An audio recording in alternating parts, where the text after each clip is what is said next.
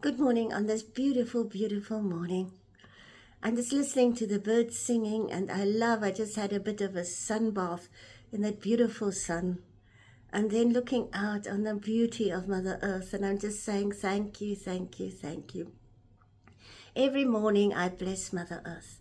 I bless the waters, I bless the air, I bless the fires, I bless the elements, the elementals, I bless the mineral kingdom, the tree and plant kingdom, I bless the animals, the birds, the insects, and all living beings within the earth, upon her and in the air. And then I just have this beautiful gratitude for Mother Earth, because without her we would not be on this planet. And this morning I just want to talk about the shift. You know, we as star beings, yes, we all come from other galaxies and star systems and constellations, because we volunteered to be on this earth at this time. And we were informed about this before we were born, that we actually would be here at the most momentous cosmic moment that ever happened. When it's unheard of that a planet that fell into the third dimension now has the opportunity to rise again into the fifth and the seventh. It was unprecedented. And by divine decree, then, the new earth was born on the 5th of July, 2020. So the shift has intensified. And since December, when portals open, massive portals, and they're still opening, we are in a tremendous shift. So whatever has been before, and whatever you have been before, in this lifetime even, you are not the same person, and you're not going to be the same person by 20,032, when this process will be complete, and when the new golden age is fully here. Indeed, it's getting now totally integrated. It's there. And you know, not one of us, even before we were born, even though we were prepared for this for thousands of years, we had no inkling what we were really letting ourselves in for. And you know, when I meet with the intergalactic councils, they tell me that. They said that we can give you as much support as we can. But in the end, it is your own decision as how you're going to navigate this. It's just like getting into a car. I get into my car, I've got to know how to use the gears, and I also got to know how to use, whatever instruments there are. Otherwise, I can't move the car. And if there's no petrol in it, well, the car won't go anywhere.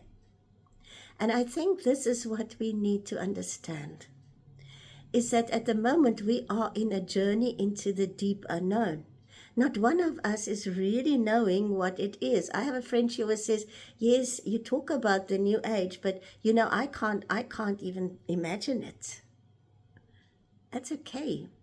But you can daily imagine the greatest life that you would like to live on planet Earth, when there's no pollution, when people start working together, when they're starting to get their muck out of the way, like fighting and bickering and all that negativity, and they start working together as one, because we all have something unique and amazing to contribute to Earth.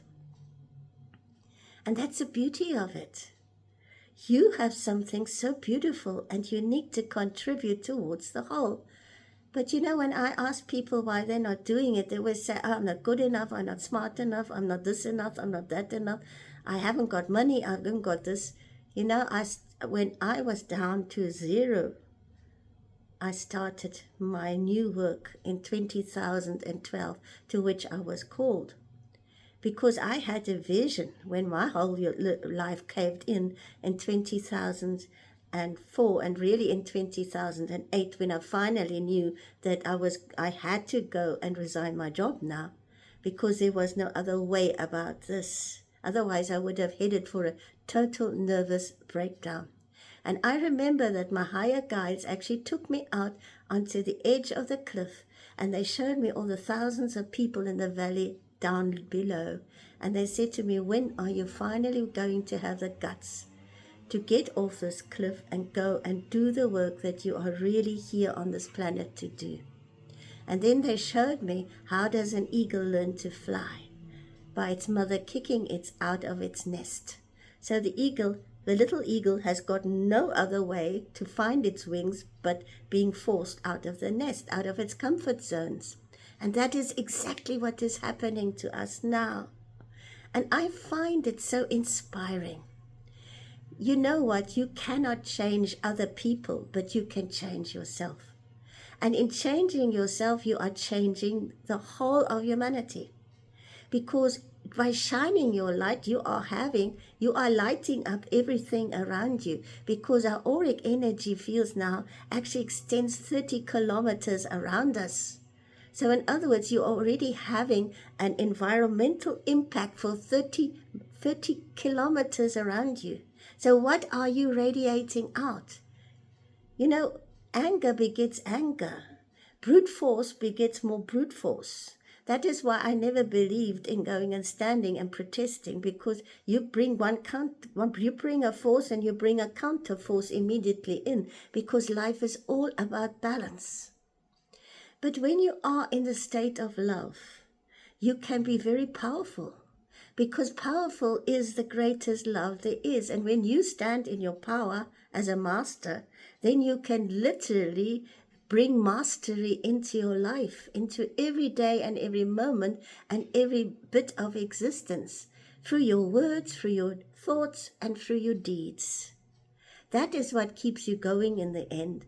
It's not other people. It's not what other people are doing. It is what you are doing with your life while you are on this earth. That's your responsibility. It's not anybody else's responsibility. You know, we gave our power away by always thinking that other people have to now do decisions for us, that other people have to decide what our life is going to be like. They gave our power away, especially as women. We were told to please people. And boy, that doesn't work. Because in the end, you feel drained because you're always giving yourself away, but you don't expect something in return. And then you get resentful and you say, well, you know what, I'm doing all these things and nobody actually noticed. The thing is that if you get up every morning and you really tank up for the day, I do that every morning. Sometimes I spend 2 hours just getting myself ready for the day. Not because it's a force, but because I love spending time, divine time, sacred time. Time when I can really contemplate, what do I want to wish to do with my life? How will I bring this into form and being? How can I be the change that changes the world? Because as you change, the world changes, because your whole perspective of what your life is like changes. You suddenly realize, wow, there's so much beauty around me. And the more you seek beauty and what inspires you, and the more you are inspired, the more you inspire others. There's nothing like going for a walk, for instance, by the sea, and you can see the changing moods of the sea and the colors. I was just going yesterday and I just come back from the dentist. I thought to myself, no, I'm just going to go and look at the sea. And it was so beautiful. The colors and the endless motion of the waters and the spiel of the sun and the clouds and the blue sky, and how the clouds make shadows on the mountains, and how the mountains are vibrant in their beautiful colors. To me, that is what Mother Earth is all about. She is so beautiful. It is what you choose to look at. It's what you choose to listen to. It's what you choose to get into. Why not choose that which inspires you, that which brings beauty and harmony into your life and balance? It's your choice. Nobody's telling you to go and listen to the news. I have switched off my radio and TV years ago when my life caved in and decided, no, thank you, I don't want this anymore in my life. That is because I had 34 years as librarian and I understood how controlled we are and how controlled the media is and the books that we read. As a librarian, I often had to make decisions about which books go onto the shelf and which don't go. And if people complained about it, I had to read the book whether I liked it or not. Some of the books I wouldn't touch with a 10-foot pole. But what it made me understand is that everything we ever had in this lifetime before has been controlled. But now we're breaking free. We can choose what we read. We can choose what we listen to. We can choose what we look at. And we can choose how we actually wish to create the new earth. And it starts in the here and now. It doesn't start tomorrow or some nebulous time in the future. The only time you have is now. It's this present now. And in this now, you are already creating the future. You know, when I do my soul readings, it always comes through.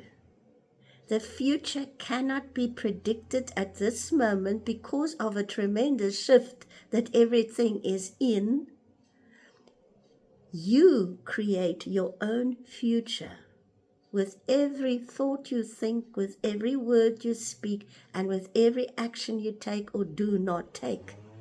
What is in your thoughts? What is in your heart? What is there in your deepest, deepest soul that you can channel in beautiful and positive and inspiring, loving ways out into the planet? Or out into where you are, into your family, into your whole group there, into the people that you meet.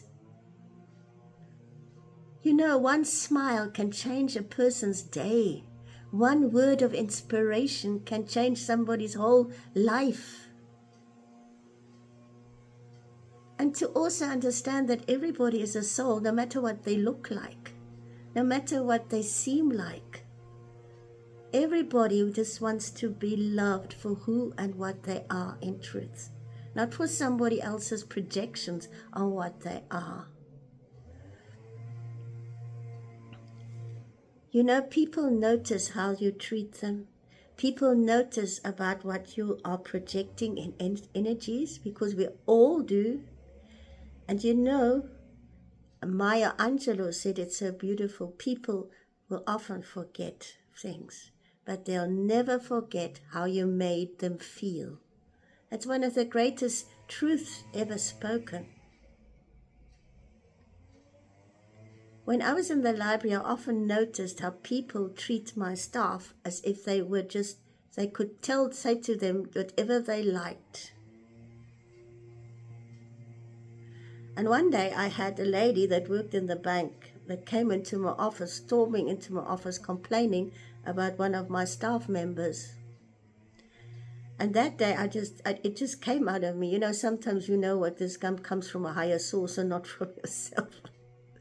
And I said to her, I said, you know, lady, I watch you because I had my office had windows, so I could see what was going on at the counter.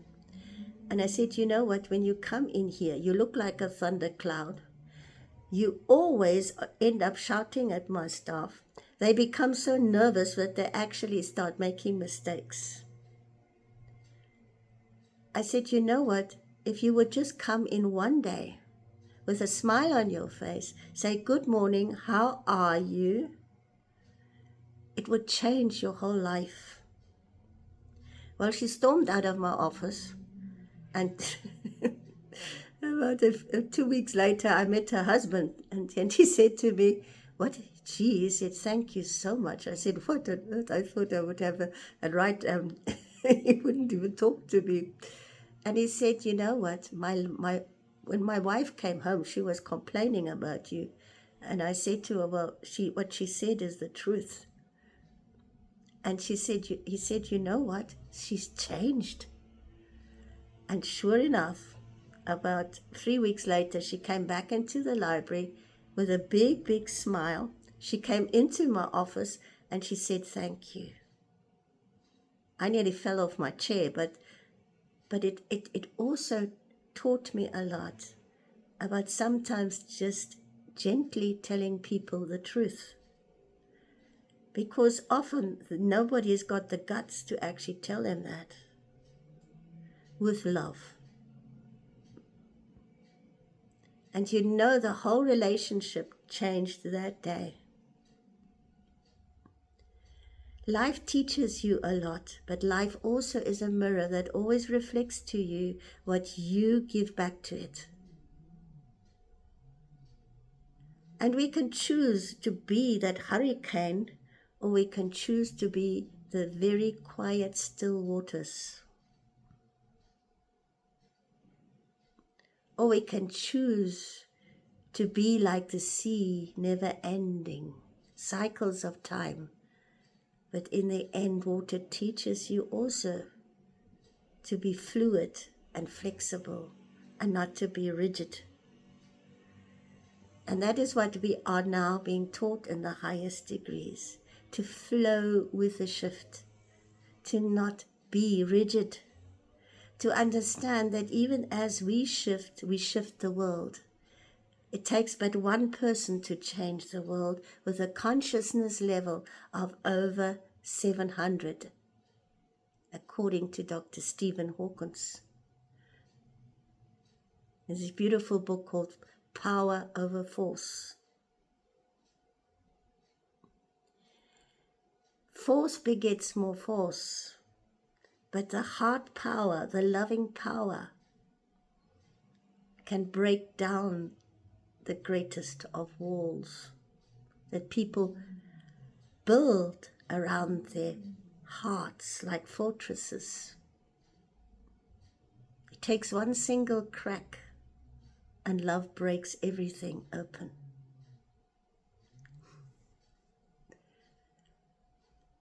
Be the love that is changing the world. Go blaze new trails for humanity. And when we blaze trails for humanity, I mean the animals, the birds, and every living being on planet Earth. In my communication with animals, and you know animals are very conscious, and they are fifth dimensional. They can teach you an awful lot. And what the elephant said to me, they said, you know what, we walked the elephant paths. And I know I said this before, but let it now consciously get into your heart and in your mind and in your understanding. We walked the elephant paths because we were opening up the energy grids of the earth, the ley lines. I call it the crystalline grids because it's all crystalline.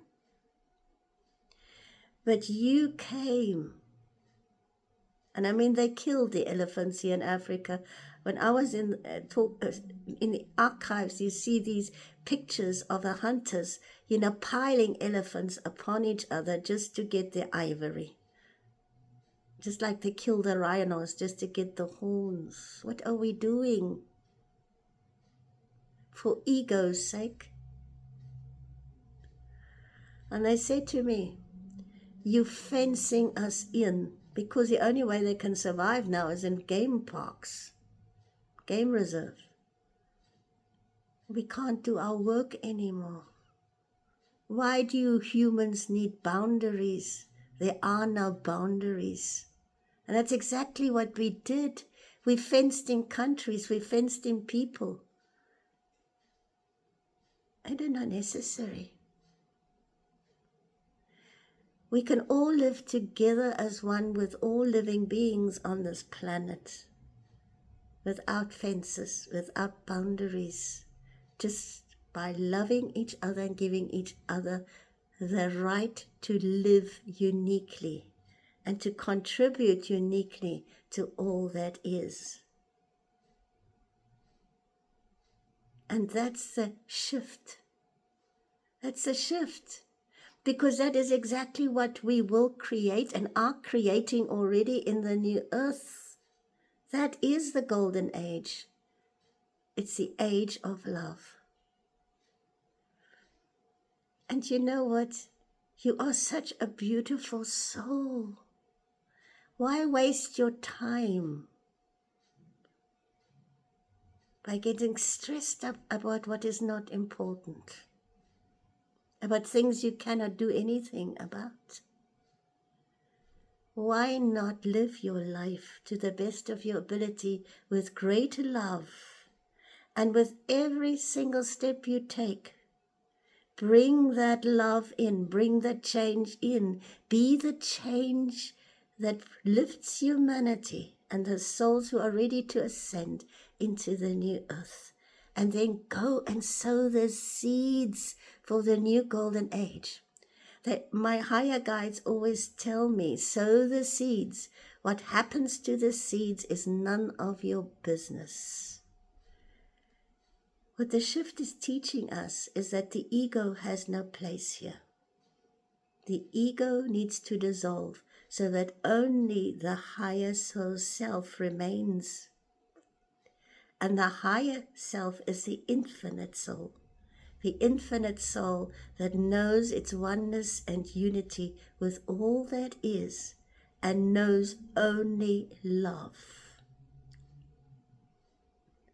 Thank you for being the love that you are and for your own uniqueness that you are bringing into this earth with love.